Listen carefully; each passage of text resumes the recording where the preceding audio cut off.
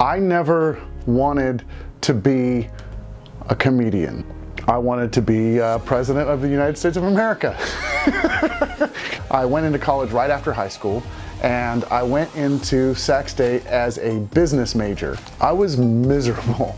I was always really bad at math in high school, and so when I got into college, I had to start at like the lowest math. So I took all these classes, and I finally enrolled in my statistics class. And I got in there, and it was super difficult, like right off the bat. Professor Siri, he was an asshole. I got up, walked out of class, and dropped out of college. The agreement was I could stay at home as long as I was in school. You know, so I had to tell my parents that I wasn't in school.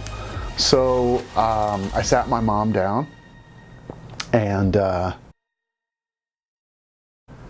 I lied to her. I lied like there's no tomorrow. Like I was like, yeah, man, school's a little difficult this semester, but I think it'll be fine. And no, I don't think that work is gonna affect my school. Everything should be good. So Monday rolls around, and I set my alarm, and I get up at 6 o'clock in the morning, and I go and I take a shower, and I get dressed, and I go out and I eat a breakfast that my mom prepared for me.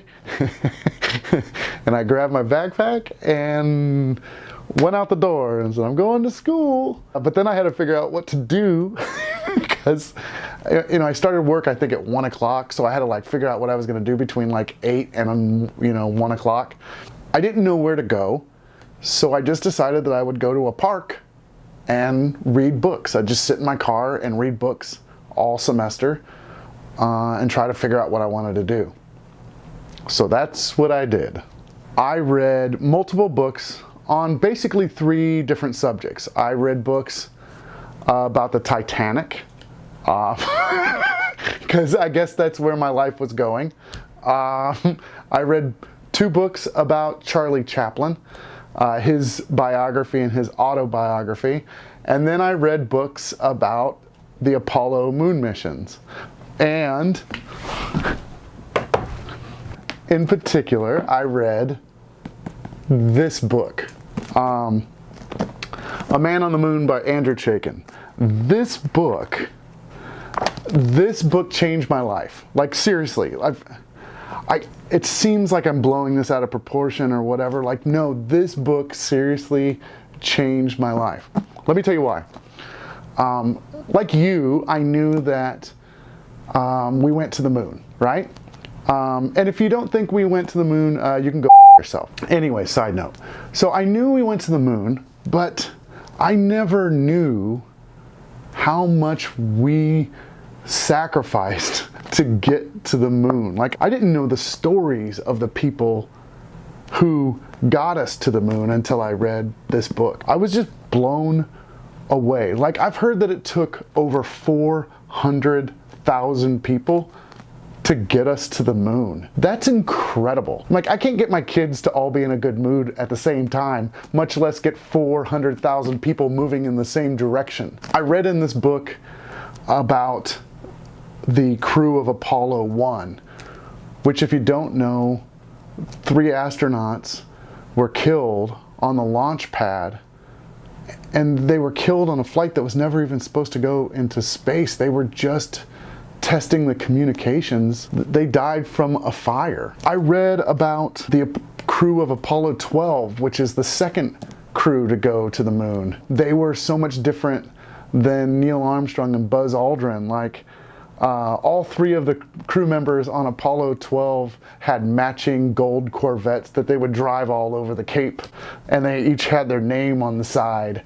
And when Pete Conrad got off the lunar lander, instead of saying, one small step for mankind, he just said, Yahoo! I read about Apollo 11 with Buzz Aldrin and Neil Armstrong, how as they were coming down to the surface of the moon, alarms were going off, and how they overshot their landing area by a ton. And they overshot it because they were trying to avoid boulders that were on the ground. And I read in this book how Neil Armstrong finally lands And there's a moment, there's a pause, and then he says, "Houston, Tranquility Base here, the Eagle has landed." And I wept in my car reading this book. This same book, this is the actual, there's probably tears in these pages. But I tell you what, after that summer, I knew exactly what I wanted to do. But before that, there's a couple things you need to know. First of all, nobody knew that I had dropped out of school. Not my parents, obviously, but there was one person, and this was Neil, who I worked with at the hotel. And I even remember him like jabbing at me, like, "How was school today?" But Neil was great. We worked at the hotel together, and I worked the front desk, and he worked in like operations, you know, like the behind the scenes. And but we were good friends, and we would go to the movies all the time. What was really funny is we would go see a movie, and then we would come out of the movie, and then we would stand in the parking lot, and we'd talk about the movie longer than the movie. And then when I was a kid, it was kind of the same thing. Like when I was a kid, I'd go to the movies and I'd come back home, and then I remember sitting in the kitchen and my mom, you know, like getting breakfast or dinner together, and I'm sitting there telling her about every single thing that happened in the movie. Can you imagine me just as a little kid, like telling her the entire plot of Indiana Jones, like plot point by plot point for an hour and 40 minutes? That's what I did. So those are things that you need to know. So I took my semester abroad in the park reading books, and at the end of that semester, I went into work, and I remember telling Neil, like, I know what I want to do with my life. I want to be